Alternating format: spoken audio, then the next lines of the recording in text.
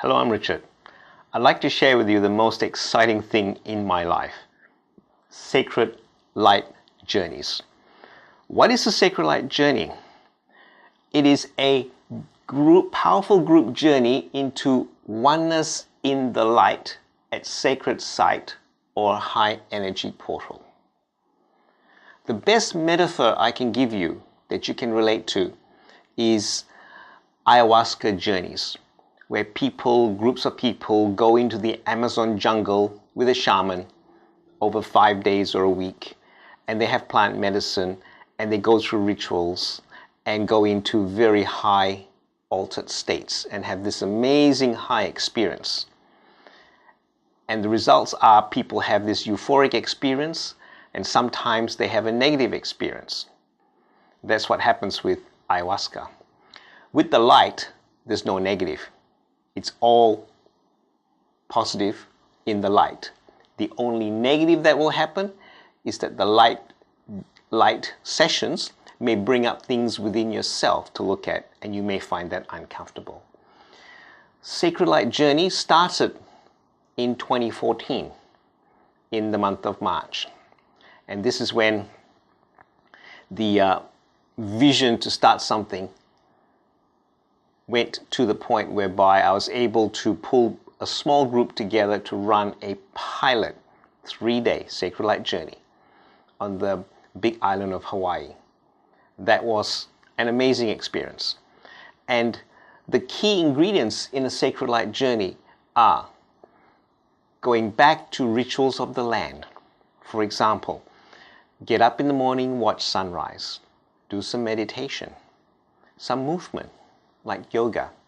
Have good high energy food all the way throughout, like raw food, vegan food, etc.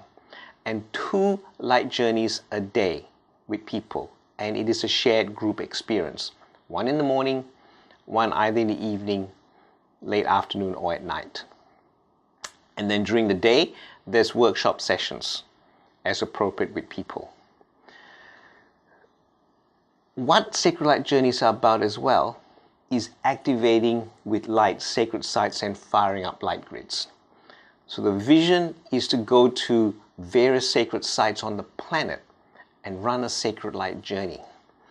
The most amazing experience in my life, and for those that participated, was when we went to New Zealand in March 2015.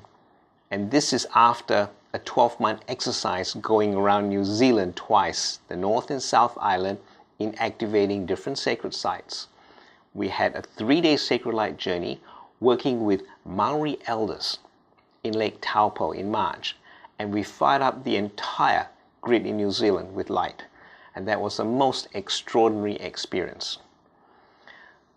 The vision, the message, the direction is now to extend that work and to go to Mount Shasta in May 2016 to activate that site, connect with the underground Telos community, and connect that to Lake Taupo.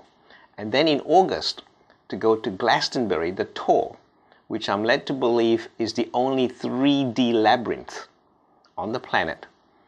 Activate that, and then connect that to Mount Shasta, Lake Taupo, and those 3 sacred sites are on the same energy grid on the planet. When you do that and you fire that grid up, it is going to be extraordinary, because then you've got a light energy grid covering the Americas, the European continent, Asia Pacific. And so these Sacred Light Journeys are doing an incredible work on the planet. Also during a Sacred Light Journey, when the group gets to a high level, we can bring light into areas of darkness on the planet during a light session. And how it works is like this. When one person has a particular intention, it has a certain level of energy and power. When 2 or more gather, that's exponential. So 2 people have 10 times the energy and power when you come together with like mind and heart. 3 people, it's 100 times. When you go into the light zone and you take the 3 people into the light zone and do the same thing of light, heart, and mind, and put the intention down, it is 100 by 100. So you've got 10,000 in terms of the power. And so this is what happens with the exponential power of group oneness in the light. Sacred light journeys also facilitate shifting of consciousness, both personal and also where you bring the light into places on the planet.